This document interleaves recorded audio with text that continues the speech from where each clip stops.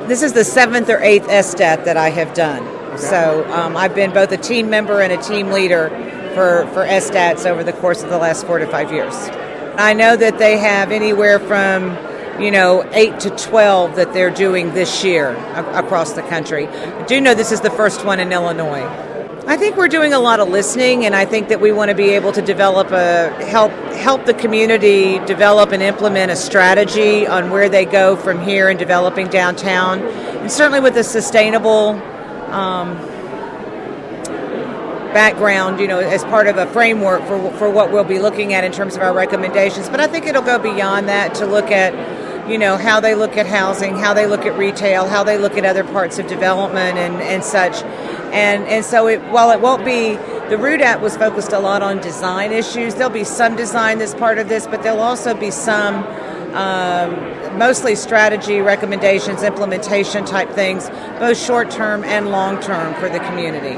It will be a report, so a lot of it will be, we will be sort of giving back what we heard that you want to do, and then sort of the team's overarching recommendations or strategies to sort of help you see what the consensus is and what we heard. We will point out where we heard this is a consensus building thing. There's a lot of conflict over here, so maybe you need to look at this, or you have some conflict things to work in over on this strategy about things you want to work at. So some of it's just coming in with a fresh pair of eyes, fresh pair of ears, listening to as broad a based community input that we can, and then using our expertise in the various disciplines to sort through that to help you see it through a different way and get past some of those things that sometimes it's hard to break through those barriers locally. Well, this afternoon we had focus groups, and then we had breakfast with the steering committee today. We were able to take a bus tour of Springfield and kind of tour the area and see where some of the issues were. Tomorrow we have another breakfast with elected officials to get their input. We're going to be touring another couple of buildings, and then we'll kind of go do what architects or design professionals call go into studio, and we'll be working and developing our recommendations as a team, still having specific meetings perhaps, or things where we need some more information from people that we've met today. We're setting some of those up now, and so that we're working on developing that strategy as a team where all the individual impressions and ideas and stuff come together under the overarching attitude of a team. And then on Wednesday we sort of turn all those strategies and recommendations into a presentation that we'll deliver in this room on Wednesday night at 6 p.m. And we'll leave the PowerPoint presentation that we create with Springfield, and then in 60 to 90 days there'll be a follow-up written report that sort of fleshes some of that out more. I'm not going to offer any yet because I really haven't had a time to sit down with the team, and I want to make sure that right now we're all listening and working as individuals, but at some point tomorrow we'll come together as a team and we'll speak as a team and we'll message as a team. And so I think right now we want to sort of save that until we've had that chance to work in that team environment. SDAT will look at anything that can deliver a competitive application in terms of identifying what they want to receive from the program. For example, I know that the SDAT right before this one was on the Hopi Reservation in really rural Arizona with the tribe there. It was very remote, very rural, that they were, addressing some issues there. So while SDAT is not a one-size-fits-all program, every community can take the principles of the program to adapt them to what their needs might be, whether it's a very remote community, a small city, or, I've worked on an SDAT in downtown Los Angeles, so, it really runs the gamut. Jane gave me a good introduction, so I don't need to add too much more, other than I spend, as an architect and landscape architect, I spend my time creating places. And my question is related to that as well. My question to you tonight is, what is your favorite place in the downtown? Now, this can be a building, it can be an open space, it can be a street, but it can also be an experience or an emotion or an action as well in the downtown. So what is your favorite place? There are microphones set up. Now it's your turn to talk. I told you it wasn't going to be very long. So there's microphones set up, and we want to hear from you. What is your favorite place in downtown Springfield? If we don't hear any answers, we're going to assume you don't have any. Space around the old State House. Thank you. Excuse me. Is this being recorded? Do they need to speak in microphones, or are we good if we can just hear it? Okay. My favorite place in downtown Springfield is the area around the Sanguine Club. There's like a triangle. I live downtown. I've been here 35 years, and I like my place the best. Between Adams and Monroe on between Adams and Monroe on 6th. Anyway, that's where I live for 35 years. Wherever it is you live.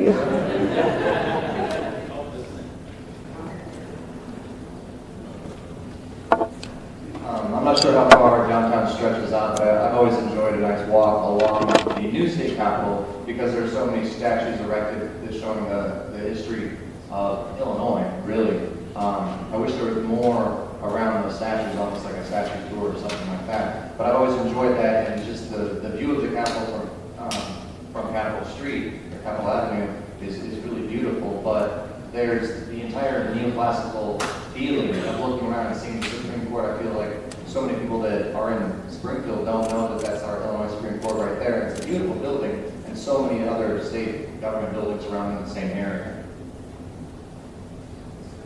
I spent a lot of time in the public library, and right next to the municipal building. It's on 7th and Capitol. There's the fountain that runs on 7th Street, and of course the Lincoln homes are right across the street.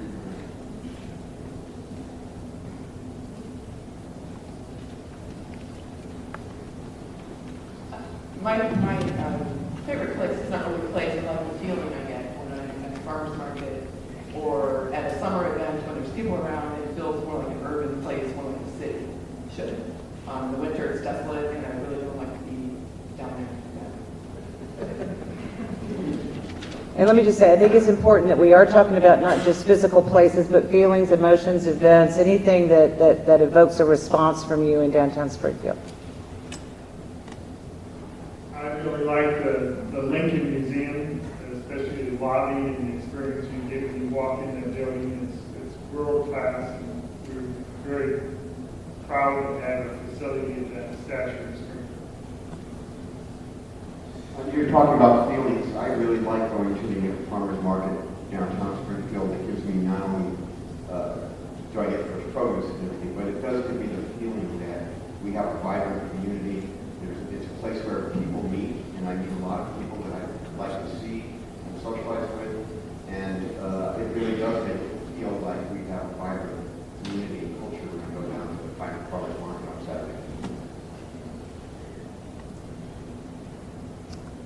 Not necessarily my favorite place is actually along 6th Street, but another in the area between Monroe and around the whole area of the old state capitol.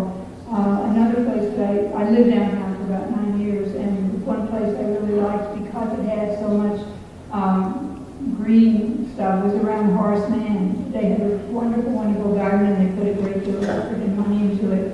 And it was just a really lovely place to walk because there aren't that many places downtown that have that kind of park-like garden area. I enjoy the Route 66 festival so much. Over 1,000 cars from all around the world, people all over standing in the street. It does make it more vibrant and alive. You get to see a lot of neat stuff. It stretches a long ways. It's just a fantastic event. Back in, I think it was February, was it 2007, when a U.S. Senator with a funny-sounding name in the bitter cold of February came here at downtown Springfield and announced that he was running for president. And then when he came back in the sweltering heat of August to announce who his vice presidential candidate was, same place by the old state capitol, and was disappointed that this president didn't come back here to announce his re-election this weekend. But so that's one of my favorite things in downtown Springfield. You do tend to attract your fair share of political celebrities in downtown Springfield.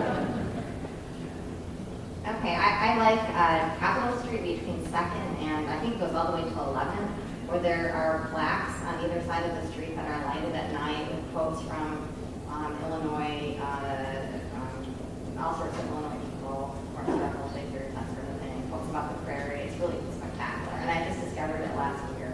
It's probably been here for a while. So. We have 5 children ranging from 4 to 14, and what I really love about Springfield is that we can come downtown to any number of things, and there's always something for us to do. We homeschool, and so we go to the library a lot.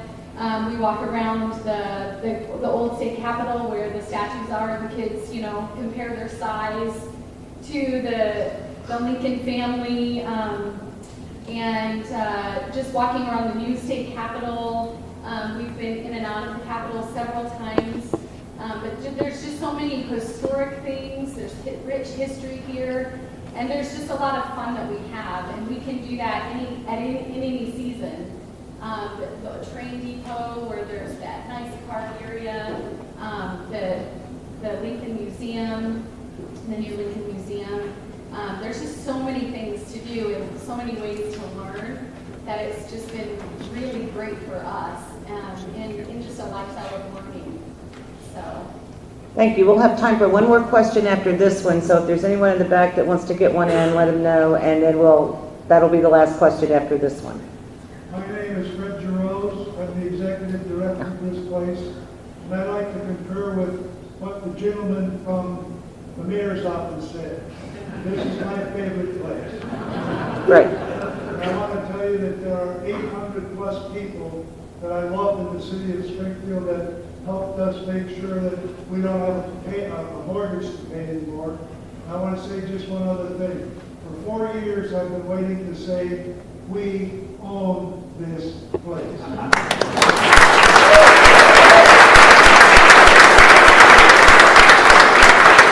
It's quite an accomplishment. Congratulations. Okay, you, sir. All right, I don't know if I can repeat that response, but I am a bicycle commuter. I take pleasure in riding my bike to work downtown every day. After work, I go to the public library. That's the place I love more than my job. Everybody's already mentioned the Old State Capitol Plaza and the Farmers Market. I want to mention the Illinois State Museum is another favorite place of mine. And now on to the next thing. Thank you very much. All right, our next panelist and team member is Eve Picker.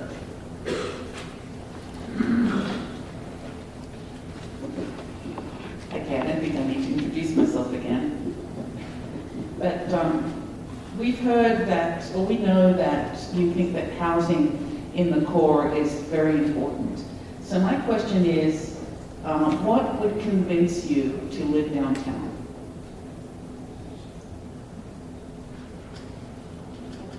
Come on, be brave. What would convince you to live downtown? I recently moved to Springfield, and I actually chose to live downtown, and what convinced me was getting a job near the downtown. And I think that's something that you'll hear a lot from people, if there's more opportunities to work and more infield development, or the offices coming back in downtown. Compare that with housing and get people to move in downtown.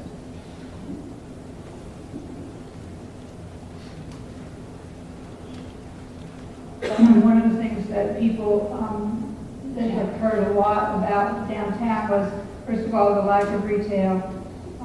Second, development, especially with things that are service type things. No place you can go after a certain hour. I mean, we have a lot of bars that are open, but there's not very much late night activity once the restaurants close. And parking, those are the three things. And parking isn't really as much of a problem as people think, but it's a perception that needs to be dealt with. Thank you.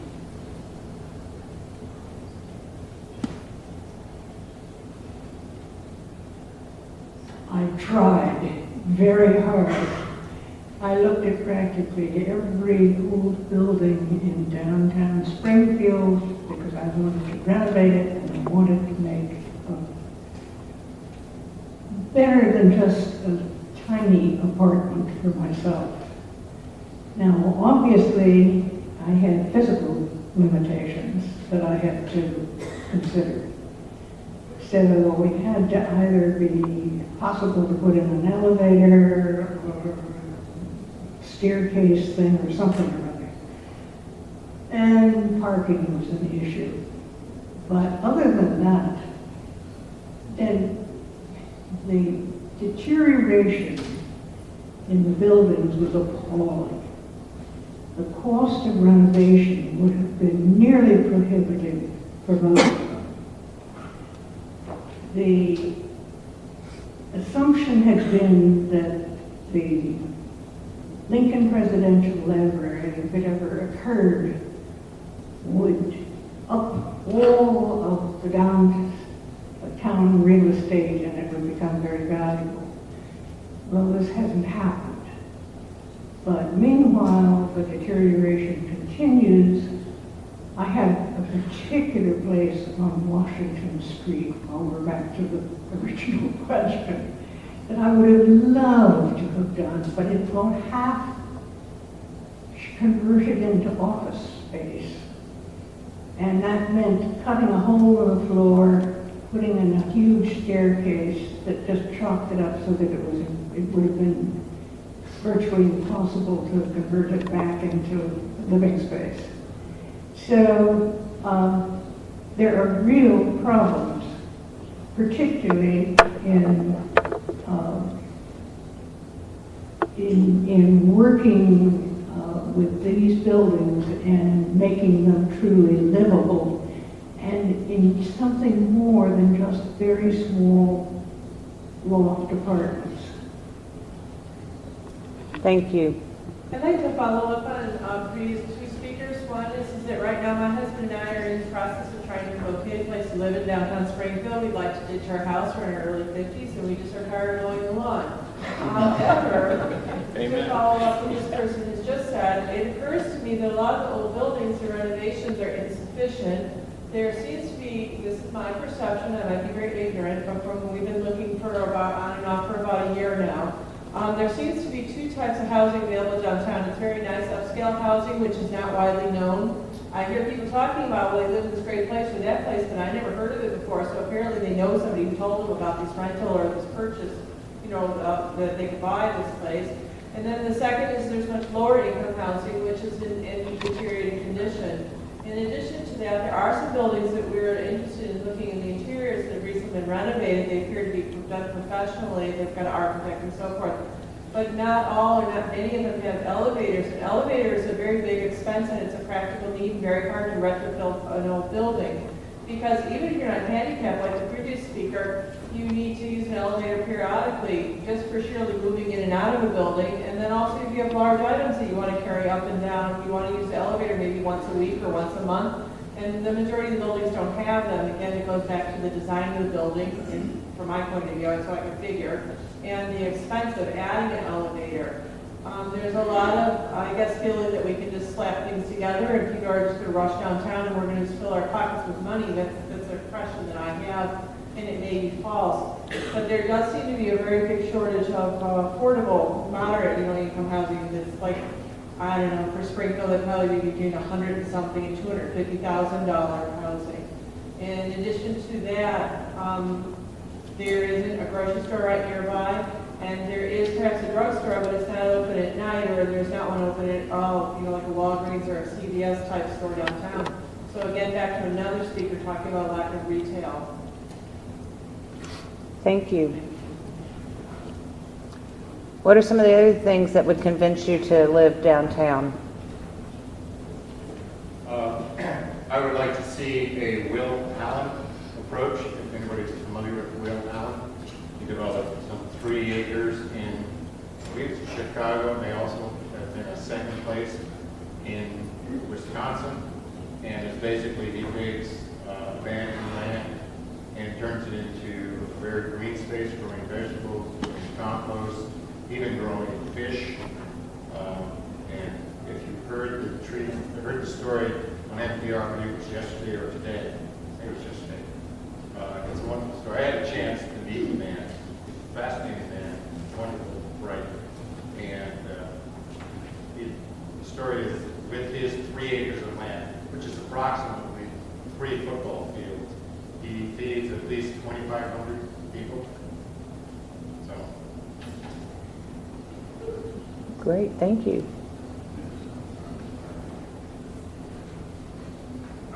One possibility I would like to see is condominium or housing available for sale out of this mess.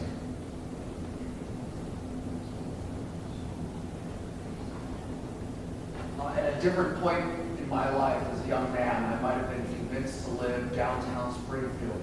I had to go to a major university downtown. At various points in my life, I've lived in Madison, Wisconsin, and Frankfurt, Germany, and I wanted to live in close proximity to where I studied, not just because of the classes were, but with everything that came along with having a university. Thank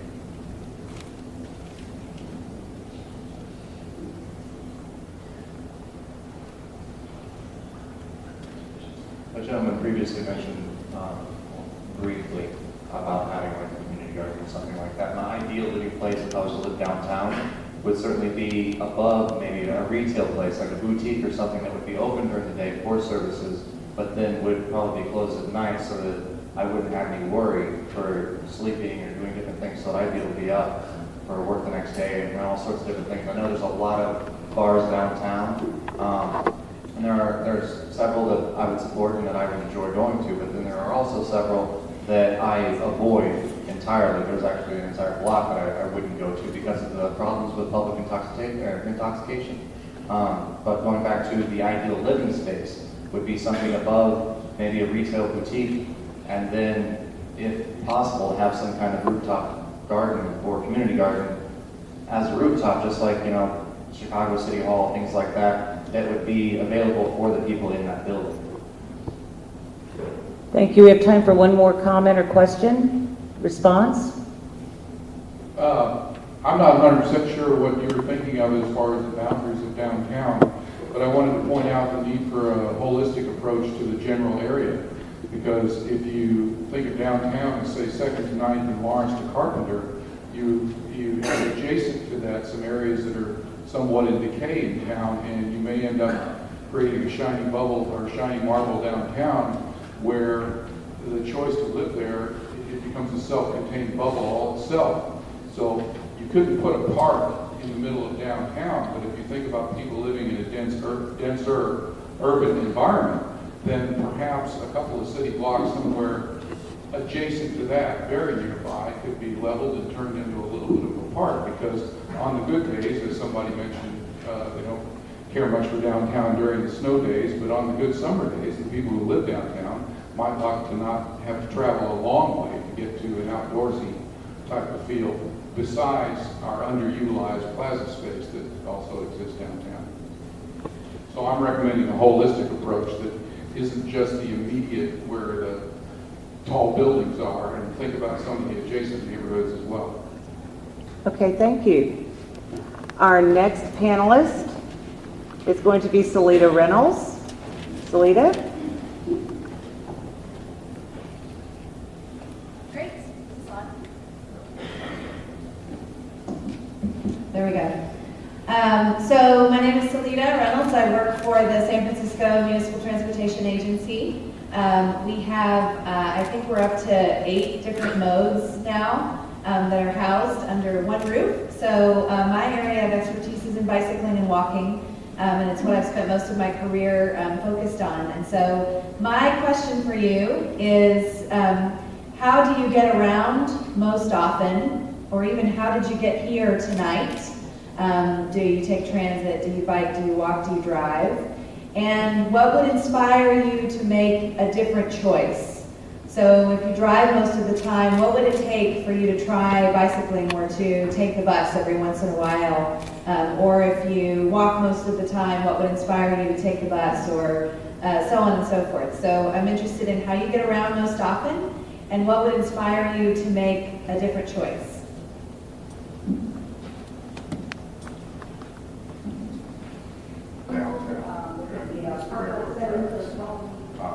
The sidewalks that go underneath the tracks. Okay, thank you. All right, we're going to move on to our next panelist, Jason. Wheelchairs on them.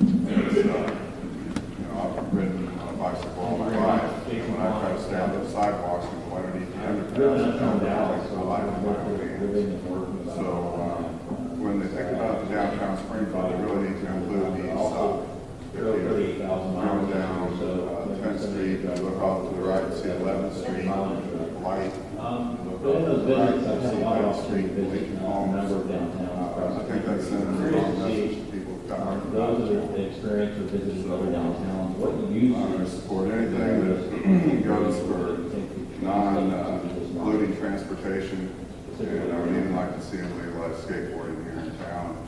The parks have had what uses skateboarding in the park districts you think would relate or the entire translate time that skateboarding and the park districts have existed together, and they've never had a single I problem. don't know about just in the country, but a lot of times I go to skateboard and places like that, there's a huge pedestrian package in all those downtown areas, and I really enjoy that, because there are late night cafes, places. I don't bike, but I've heard a lot of people times tell it's outdoor me dining. how true it is when their issue is getting to work and not having a facility Because it's a to pedestrian environment, you don't have cars for it. just coming down the street, you don't have all these different things.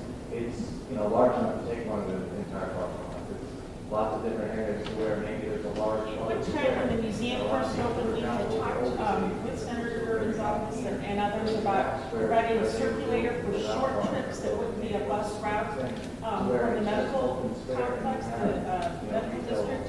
For those employees, in the interest of time, who want to come downtown for lunch or something else, and have some short kind of circulator for that, or folks in the state complex. Of course, it's in walking distance, and a lot of people can walk, maybe a 20-minute or so walk. And a circulator type bus for short routes, whether it be from Southtown or the Capitol or anything else, right on the perimeter, a circulator to provide those folks an opportunity to come downtown for lunch or shopping or farmers market would be a great opportunity. Biking, walking, however you want to take it out, but it's a nice thing to avoid. So let me answer your question. I'd ride a bicycle a lot more if I came with really wide streets. I can get you one of those. I actually drive my car everywhere in Springfield. If I go on a bike ride, it's just around my neighborhood. But I work downtown and I have a private parking spot. So driving downtown during rush hour is not really a problem to me at all. Like, I just have no problem with driving. So I knew you were asking about car riding, and yeah, no, that's those are the kinds of things I'm interested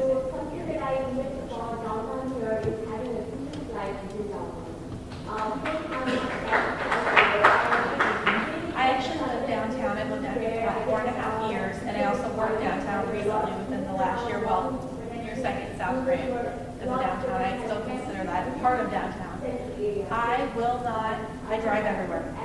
I don't care how much it costs. They have these beautiful lights that stop in the They stop there. And I can't, we have the Dana House and everything down the way, and I work just behind the Dana House. That's 2 blocks for me. I don't feel safe walking that because it's not well lit. And the lights that we do have, the trees cut them, and the city won't come in and cut them. So I don't understand why. I mean, if you go down just to certain paths, it's kind of like, that's it. That's all you get. There's your lights. That's all. So I mean, if it was more well lit and the sidewalks were probably in better repair, that would also be, I'd probably consider walking every once in a great while. Like I said, it's a short drive too.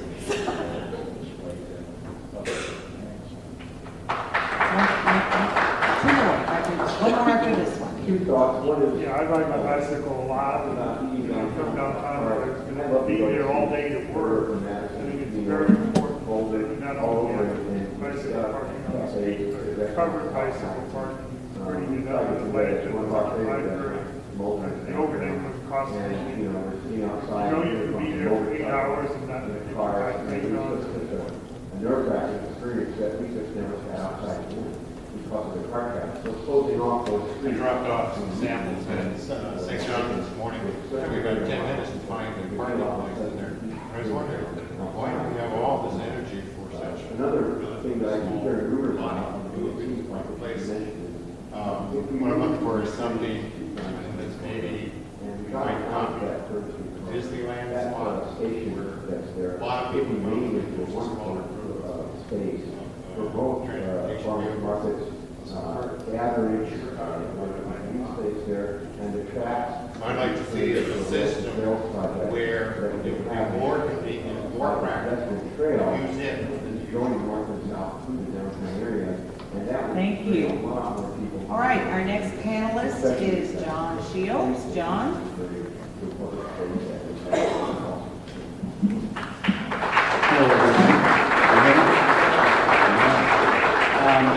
I'm an architect, I'm an urban designer, I'm off of my career working in historic areas and historic cities, and I came to Springfield, not having been here before, but I knew that there was this guy Lincoln, and that this was the state capitol, and it was a very historic place. I've seen many historic pieces, buildings, settings here in town. I find them very disconnected, however, and a lot of that has to do with the surface parking that you have throughout downtown. And I guess that my question is really pretty simple for those of you who don't think that we don't have enough parking. What should be built on the parking lots in downtown, assuming we can find the solutions to the modes of transportation that we've been talking about? What should be built on those parking lots? What do you see as the new urban form of the city? When Lincoln walked these streets, it wasn't parking lots. And if you don't think you have a lot of parking lots, I would suggest you look at the area for it would be very enlightening to see just exactly how much parking is. So what would you build on these parking lots if you didn't have to use them for parking? There would be pretty easy to convert them to industrial composting, like things for the downtown, so that they can use the fertilizer to fertilize the other trees and stuff we might be able to put in, and other things to combat the heat island effect, which is brutal. I would put mixed retail to support urban living. Our last panelist today is Matt. Good evening, everyone. Again, my name is Matt Ramey. I'm from Berkeley, California. I spend a lot of my time, much to my family's chagrin sometimes, going around and looking at great cities and working with communities to try and figure out what their long-range vision should be. So what the community should be in the future. I spend a lot of time talking about sustainability and environmental sustainability, social sustainability, as well as public health. So this is sort of a wrap-up question, I guess. But let me just pause here a second. One thing that we always find when we're working in communities is the challenge of moving beyond where we are right now and moving beyond the barriers that we have right now, whether they're money or politics. And it's certainly something that's an issue. It's certainly something that you need to take into account. But what it does, if you always have that sort of that filter and that lens, is it stops you from thinking really about the long term and about the future. You're thinking a lot about the here and now. So the question that I have for you, and some of this has been covered, but the question that I have for you is, if there were a magic genie, and a magic genie were to grant you one wish, and that wish, you didn't have to worry about politics, you didn't have to worry about engineering, you didn't have to worry about money, you didn't have to worry about what your neighbors thought of you, what would that be? What would you do to downtown Springfield? What would it be?